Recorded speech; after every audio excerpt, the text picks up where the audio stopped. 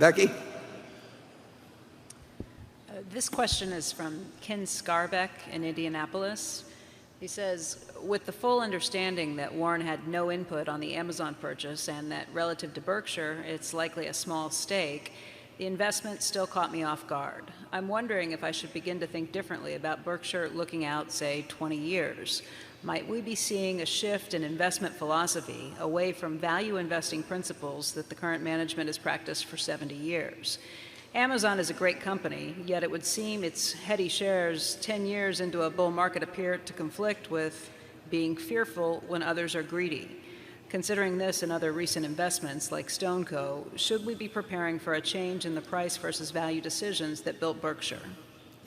Yeah, it's interesting that the term value investing came up, because I can assure you that both managers and one of them bought some Amazon stock in the last quarter, which will get reported in another week or 10 days. He is a value investor. The idea that value is somehow connected to book value or low price earnings ratios or anything, as Charlie has said, all investing is value investing. I mean, you're putting out some money now to get more later on, and you're making a calculation as to the probabilities of getting that money and when you'll get it and what interest rates will be in between, and all the same calculation goes into it, whether you're buying some bank at 70% of book value or you're buying Amazon at some very high multiple of reported earnings. Amazon, the people making the decision on Amazon are absolutely much value investors, as I was when I was looking around for all these things selling below working capital years ago. So that has not changed. The two people that, one of whom made the investment in Amazon, they are looking at many hundreds of securities, and they can look at more than I can because they're managing less money and their universe, possible universe, is greater. But they are looking for things that they feel they understand what will be developed by that business between now and Judgment Day and cash. And it's not sales. Current sales can make some difference. Current profit margins can make some difference. Tangible assets, excess cash, excess debt, all of those things go into making a calculation as to whether they should buy A versus B versus C. And they are absolutely following value principles. They don't necessarily agree with each other or agree with me, but they are very smart. They are totally committed to Berkshire, and they're very good human beings on top of it. So I don't second guess them on anything. Charlie doesn't second guess me on. In 60 years, he's never second guessed me on an investment.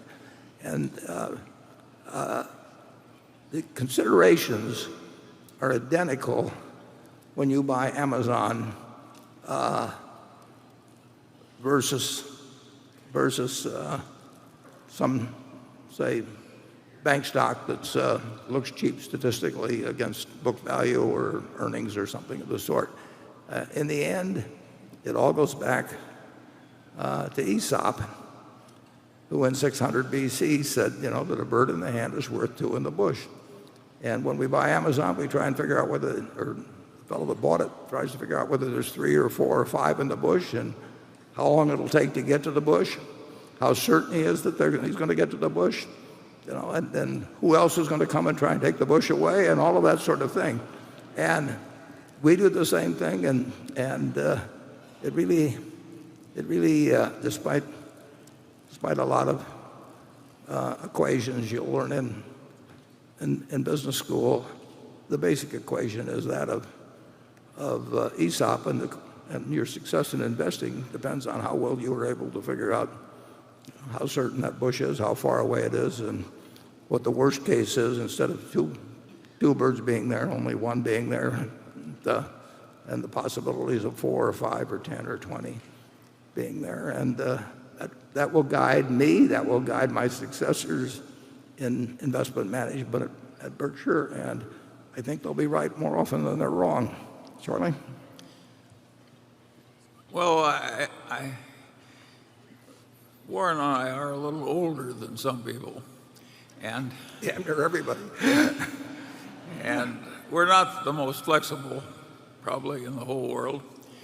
And of course, if something as extreme as this internet development happens, and you don't catch it, why, other people are going to blow by you. And I don't mind not having caught Amazon early. The guy is kind of a miracle worker. It's very peculiar. I give myself a pass on that. But I feel like a horse's ass for not identifying Google better. I think Warren feels the same way. Yeah. We screwed up. He's saying we blew it.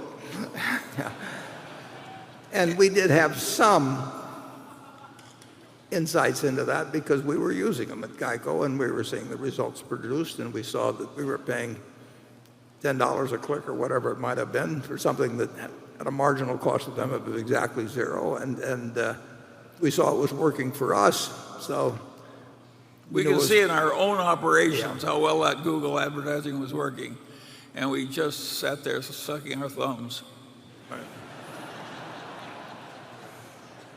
So we're ashamed. We atone. We're trying to atone. Maybe Apple was atonement.